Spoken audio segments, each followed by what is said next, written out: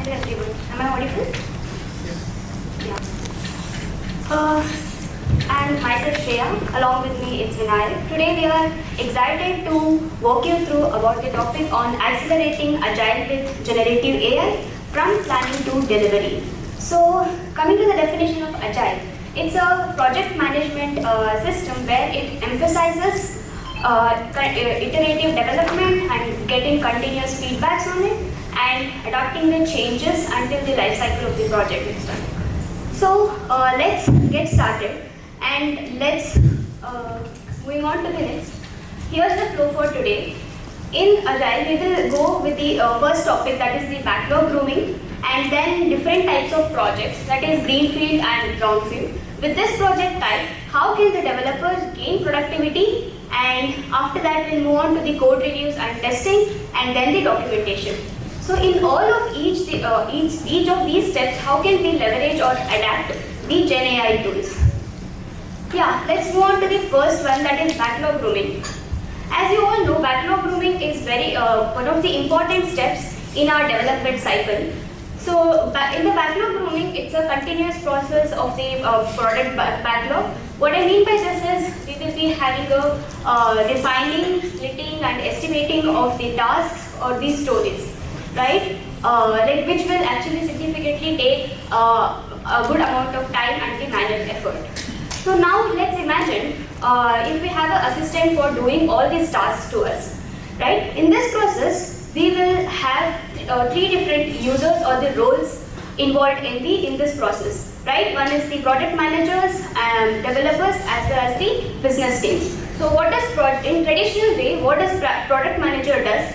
They get a higher level requirement, and then they will rewrite and they will split all the higher level requirements into epics and different stories, and then the developers would take along with that, creating for the developer what they need. When they start a development process, the developer need a high level quality requirement and well defined acceptance criteria, and what are the edge cases and what are the test cases that needs to be covered, and what are the approach to be taken in the development, right?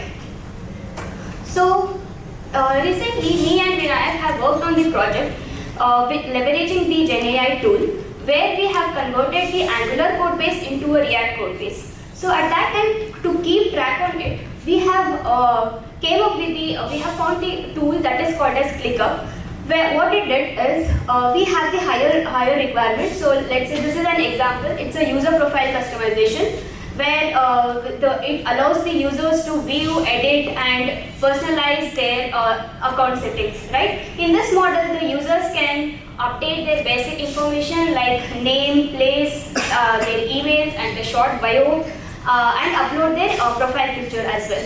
So with this smaller epic, how can tool we can take the advantage of the tool, right? So in the prompt, if you can see, this is my epic. Create a milestone and stories for this epic.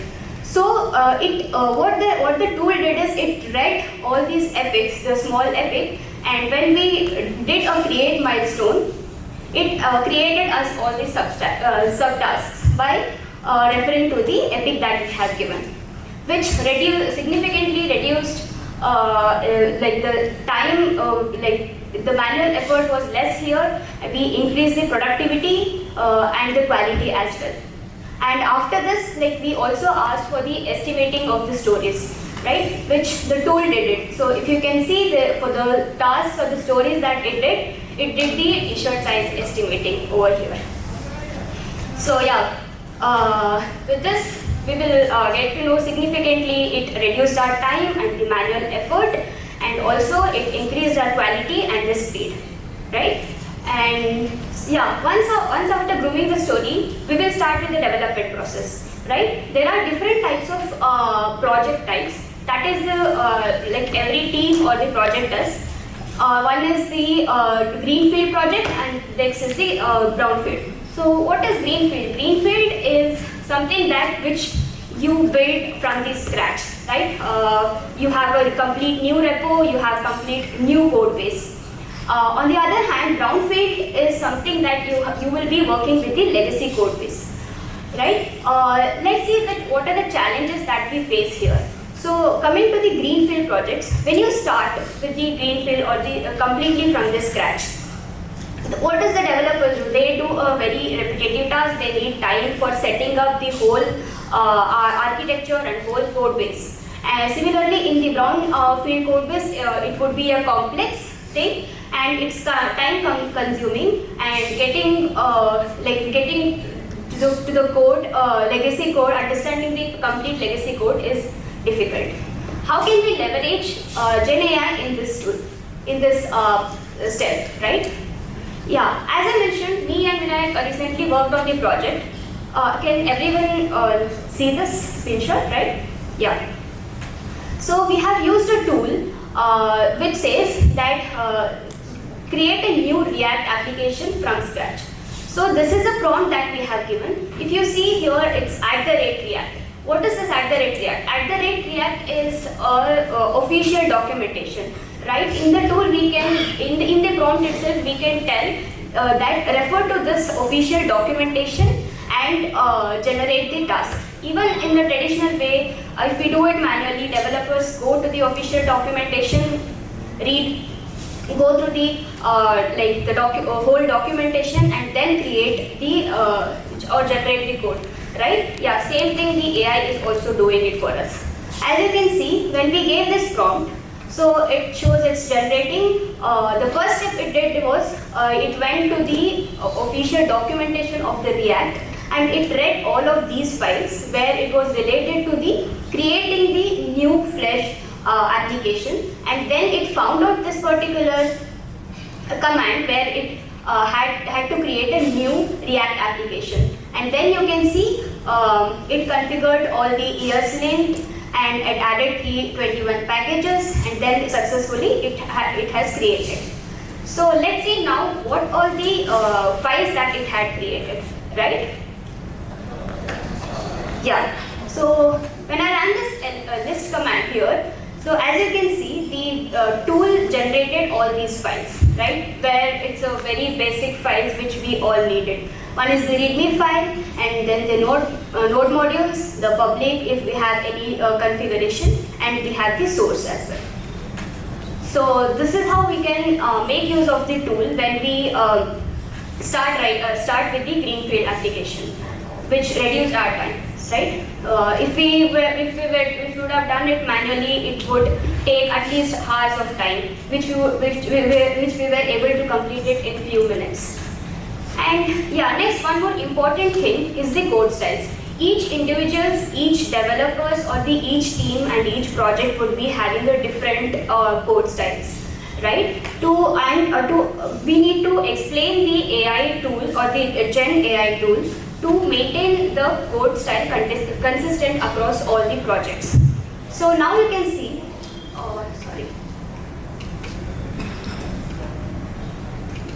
yeah.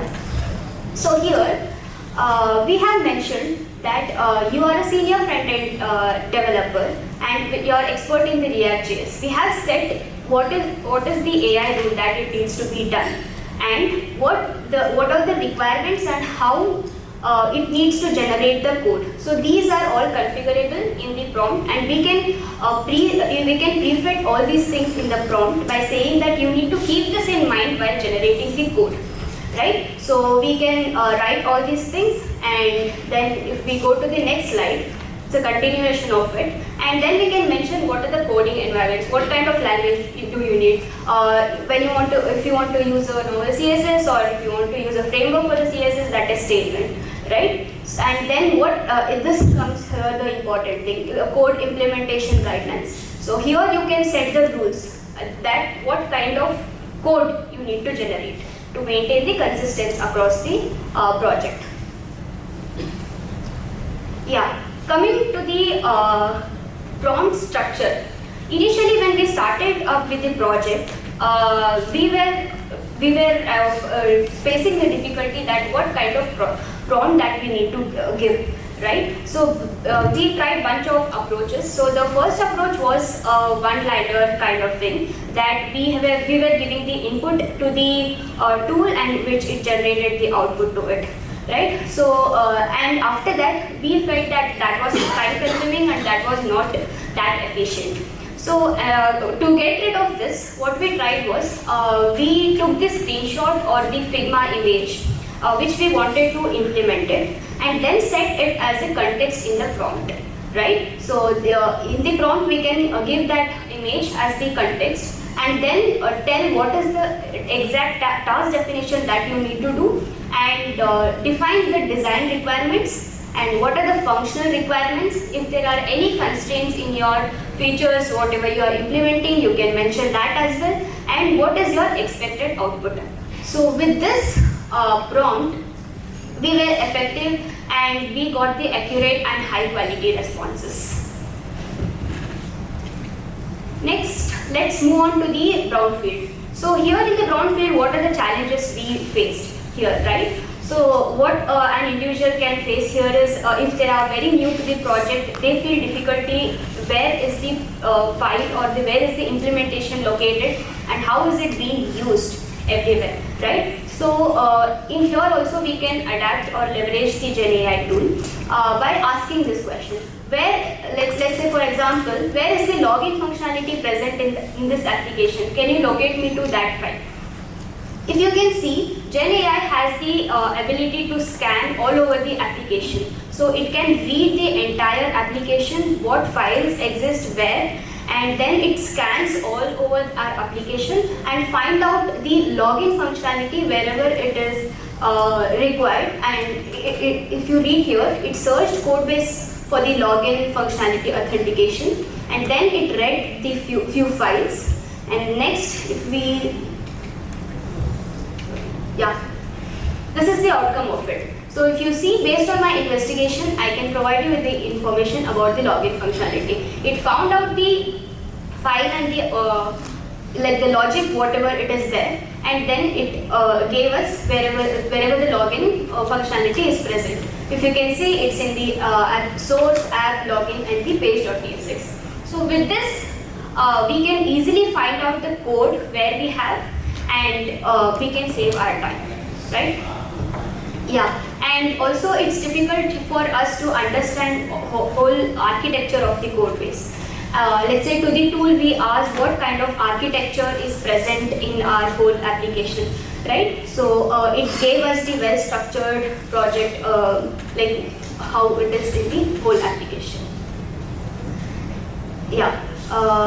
Once the project development starts, one of the important and the critical step next is the testing, right? So Vinay, would you like to share your experience on it?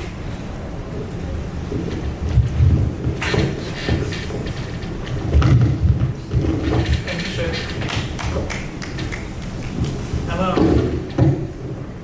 How many of you here interested in modification of bikes and cars?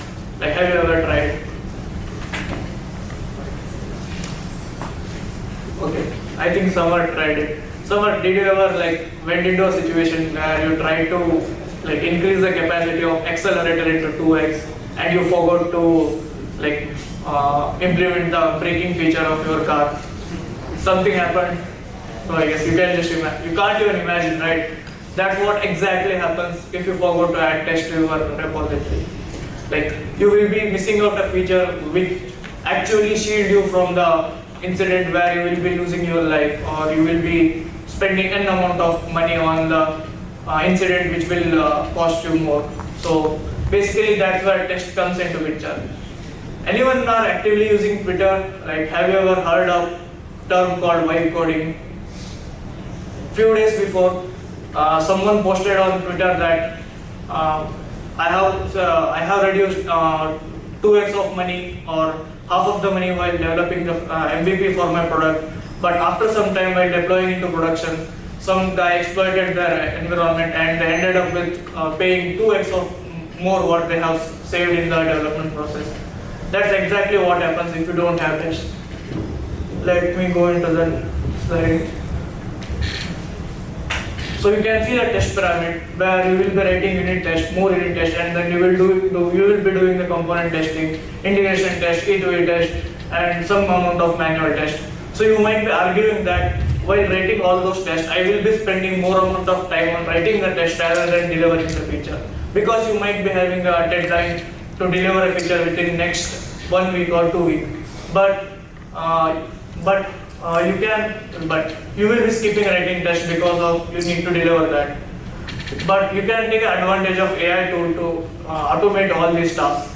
Just imagine a situation you ended up with landing into a new code base where you have no idea of what the domain looks like and what are the functionalities present. Then how can you write a test? So first thing what I will be doing is looking into the existing testing pattern, where how the tests are written, how unit tests are written, and what is the structure, and how can I set up my test, how can I spin up test containers, and many more. So now AI will be thinking in the same order. So I will be asking the tool to that these are the existing testing pattern we followed in this repository, and you need to follow the same. And I will be mentioning some edge cases what test should be covered and how it needs to create a mock. Let's take an example of I'm writing an E2E test using Cypress or Playwright or whatever the tool it is. So I need to create a situation where I will be mentioning different mocks, different versions of mocks. If the API responses are too large, I may end up spending more time on creating the mock itself rather than writing the actual test. So here I will be taking an advantage of AI to generate all those mocks, and I will be focusing on the assert statement, what should I need to write. Then the next and final step is to creating the test. So now the tool will look into the feature and it will try to add the test cases for that, and it will be doing the job. So now the biggest doubt is how can I give a prompt for that?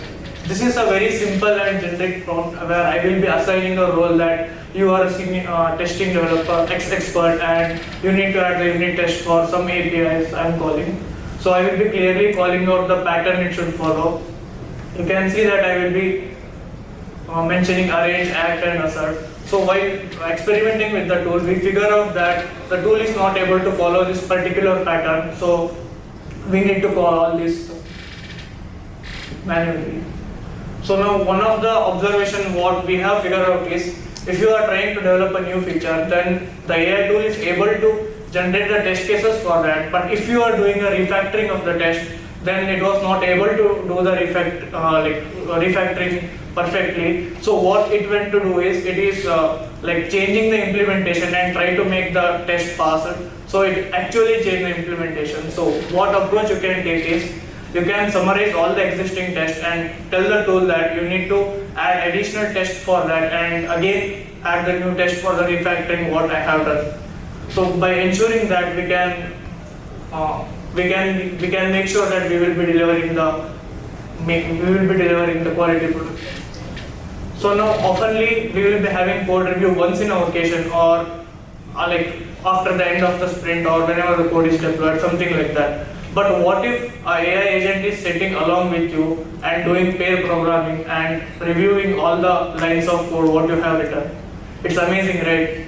So instead of testing our code on production, we will be reviewing the code locally itself. So it will save a good amount of time for us. So now just imagine you are Rise the PR and your PR, like before it reviewed by the teammates, an AI agent is sitting on the environment and it is doing the code review and analysis of what are the vulnerabilities present. Are you able to follow the code pattern which is followed by other team members, and many more. You can use different MCP servers to achieve different setups and different kind of review also. So let me give some examples.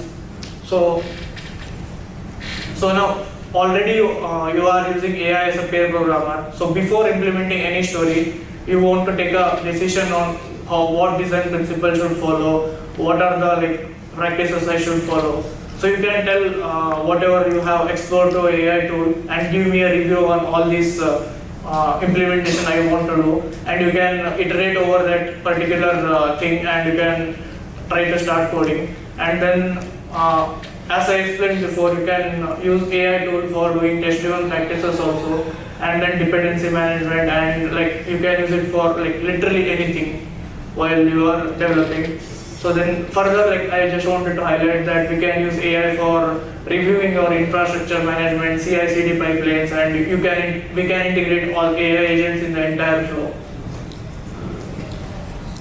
Yeah. So one thing is, whenever we landed up in a new project, or just an example, after this point of time, someone entered your team, and you want to know how the features are implemented and how he can like build something upon whatever is already built. Shreya, can you explain like how we had tackled this issue before? Thank you, Vinayak. Coming to the last one, that is preserving context and technical documentation in AI. So let's say I am working in project A now, and I have done quite a amount of work, and now moving on to the project B. And to maintain this knowledge, and let's say another developers comes in and they do not have any idea how it is being done. That's where the documentation comes into use, right? It is actually useful for stakeholders to ensure everyone is on the same page and understand what are the goals, responsibility and expectations. As I mentioned, it's useful for the knowledge continuity also, where we can understand how it was implemented and what are the historical context that we had. How did we achieve was, even in this stage we can leverage the GenAI tool, right? So once we started our project, we parallelly updated our documentation or the README file. So in the README file, what the tool did was, it gave us the project overview and what are the key features, and if the new developers come in and start working in our repo, and what are the installation and setup that they need to be done, and the usage of it, and what is the architecture of the code base, and if there are any APIs, how is the API being used, and the documentation of it, and lastly it's a development tools and the structure. So that, coming to the next one, we have used the Cursor GenAI tool for migrating the Angular application into the React. So few of the observations that we found was, first one, the documentation. It generates better documentation at the application level. And as Vinayak mentioned, the test, it generates a new test which includes unit tests, end-to-end tests. And then when coming to the refactoring, it had a great at improving and organizing the code for better structure and readability, and along with its consoles. And let's say if we have any debugging, right? It was very efficient in identifying and resolving the issues during debugging. And code identification, as I mentioned in the brownfield projects, it was very important, and it did it great. Yes, that's all. Any question and answers?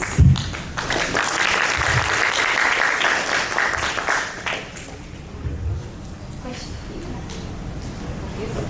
It's okay, I can just speak. So you spoke about splitting the epics. Yeah. We use Jira mostly for agile projects like this. So are you talking about some of the agents integrated within Jira, or like you are suggesting you write your epic in Jira and then use a Cursor kind of agent outside and then bring back those stories in Jira? Yeah, so in our recent project, how did we do was, we found out the tool which is already driven by the AI, that is the Clicker. And also if you want to integrate with Jira as well, as Suman mentioned, there is a MCP server which is possible to do with that as well. Clicker is the... Clicker. Adding some point, ClickUp is just an open source alternative for Jira. So if you want to integrate with the entire Atlassian ecosystem, you can use their MCP and connect your app to them. So very simple. Thank you.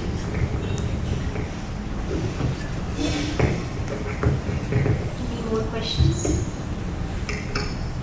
What model do you use for Cursor? Who was that? Yeah. What model did you use for We used Cursor? 3.5 solid, Claude 3.5 solid. We did some experiment with 3.7 Exactly. also. 3.7 also. Yeah, when we were using that was kind of experimental first stage, so mostly we used 3.5. But we figured out that like Cloud is far more better than GPT responses. Code, no?